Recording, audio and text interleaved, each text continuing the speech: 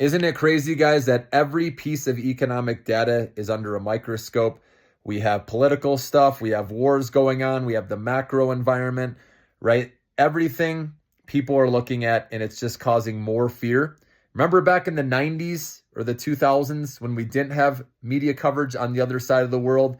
Ignorance was bliss. I told my wife that's a tattoo I would get if I had to choose one, because I literally operate my life with that, by that motto. Ignorance is bliss. And so, but now since we know every little thing going on in every part of the world, right, there's always going to be fear. And remember, that's what news outlets want, right? They want you to be in fear. We like that. That's what keeps us coming back to the news and hearing about these things around the world. It's crazy how the human mind, the psychology works. We are fascinated by negative news, by catastrophe.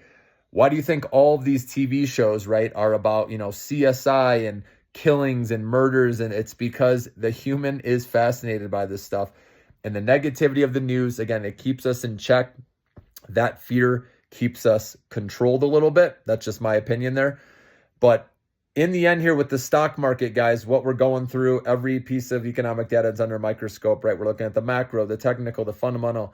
Just remember, the fundamental is what wins out in the end with the company. If they keep beating earnings and raising guidance, all the other stuff is noise. I've talked about this in the past, but right now in September, right, everyone's talking about the weakness in September. We're talking about the Fed being behind the curve, or a recession, right? It's, again, all fear-mongering, guys. If you see it, it's happening, okay? We all are exposed to. That's why if you are watching the news every day, you're going to go crazy. And luckily, I'm here to do that for you, okay? I'll lose my mind for you and just tell you what to do, okay?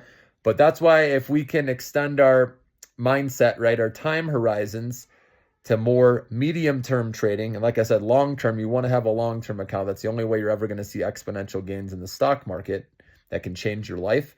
But even the day trading, guys, it's like gambling. It is an addiction, and you can consistently make money, but it's very, very hard. You have to have a routine. You have to be extremely disciplined and stick to it no matter what, because it's easy to have nice wins along the way where you're consistent. Then you have that one day where you decide to go big on something, or you don't set your stop limit and you take a big loss and it wipes out everything you just did.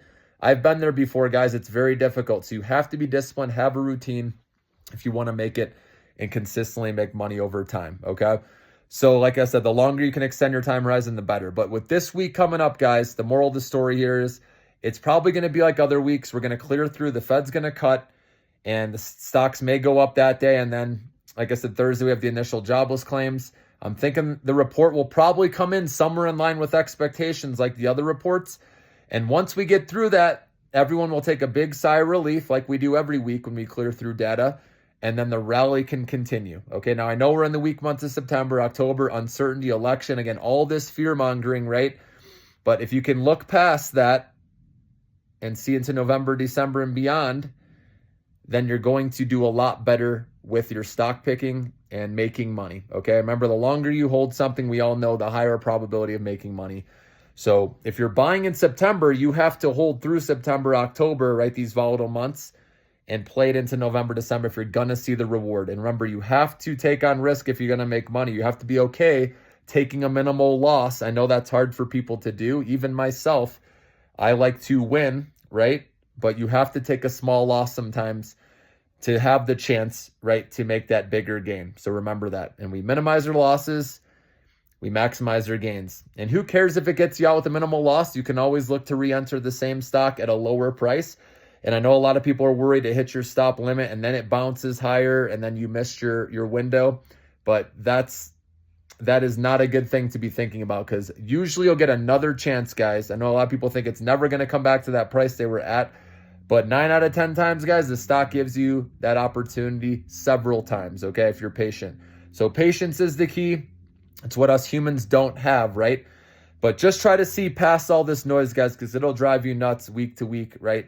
Especially this week. We know it's the big one with the Fed decision. But overall, an interest rate cut is going to help businesses. It's going to help the consumer. So an AI is taking hold. It's helping companies where they reduce their bottom line. I know they're letting more staff or workers go, which is making unemployment go up. But it's also making these businesses leaner where they have lesser costs and better productivity. So revenue's going up. So what does that mean? It means their revenue and earnings per share growth is going to continue.